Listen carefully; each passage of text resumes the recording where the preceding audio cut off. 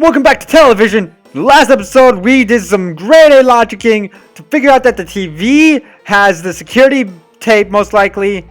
And in this episode, we're going to check out this stupid TV. Alright, let's check this thing out. Alright, I am pumped. That was cool. I am ready. It's a video player, and there seems to be a videotape inside. It looks like it. The tape must have stopped on its own when it reached the end.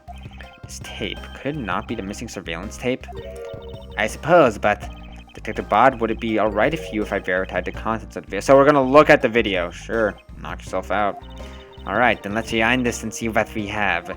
Okay, so were we gonna see it, or if I remember correctly, the footage of Rel killing embassy staff member should be about 30-minute mark from the start of the tape. Understood. So this should be about right.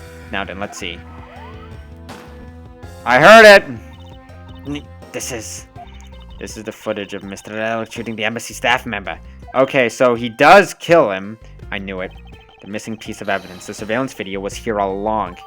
Okay, so we found a surveillance video. It was playing, which means there was a sound coming. The sound. What's the meaning of this? It means you can change the time of death, then.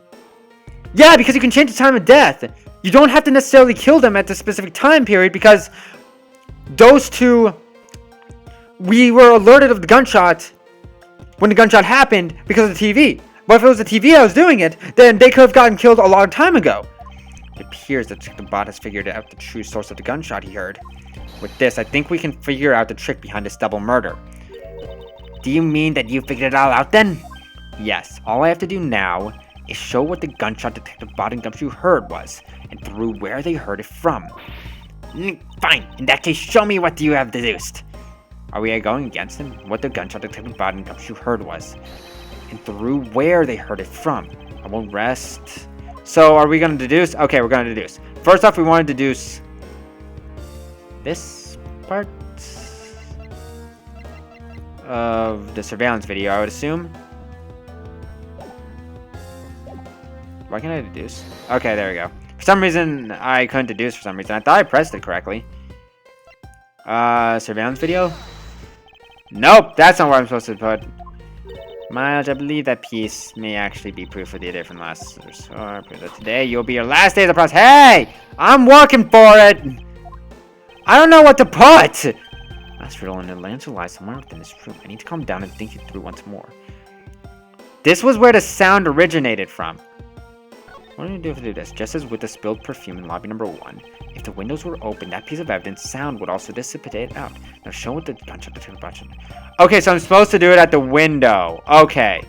Alright, I'm supposed to do it through the window.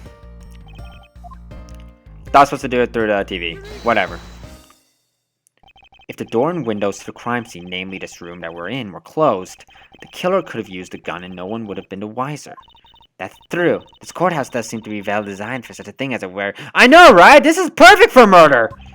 Which is not something very ironic considering this is a courtroom. However, what happened in reality was Detective Gumshoe, Detective Bot, and Miss Yu, all three of them heard the gunshot.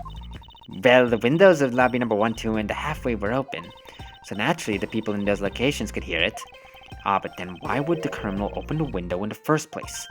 To allow the gunshot to be heard, I said. Why would he want that to happen, though? Correct, that's the only logical conclusion we can draw from this. But why was that necessary in the first place? Exactly. I want a real answer, Miles. I demand satisfaction. We're working on it. We're giving you a perfect answer. To manipulate our perception of a certain fact. He wanted to do, like, what time they were actually killed. When the crime took place. The killer wanted to fabricate the time of death to their precise wishes. And they used the gunshot in the surveillance video to do so. But then he must have... dang! That's good. So that's why the tape was left running. You mean the gunshot I heard was from this video?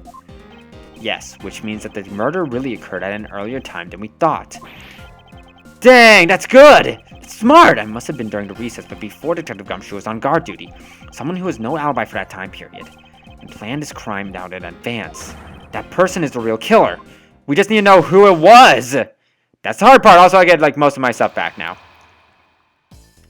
Who was it, though? A lot of people had that problem, though. Mr. Edgeworth! Yes, what is it? Miss Yu is asking for you. She's in the courtroom. What is she saying? She says that she's identified the murderer, but she wants to clarify something. It looks like Miss Yu is still investigating something. Isn't she detecting Gumshoe, though? Understood. Please tell her that I will be right over. I'll come along. I want to hear what she has to say.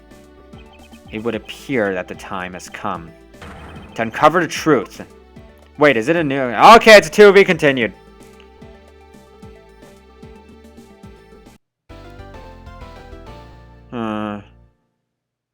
Should I save?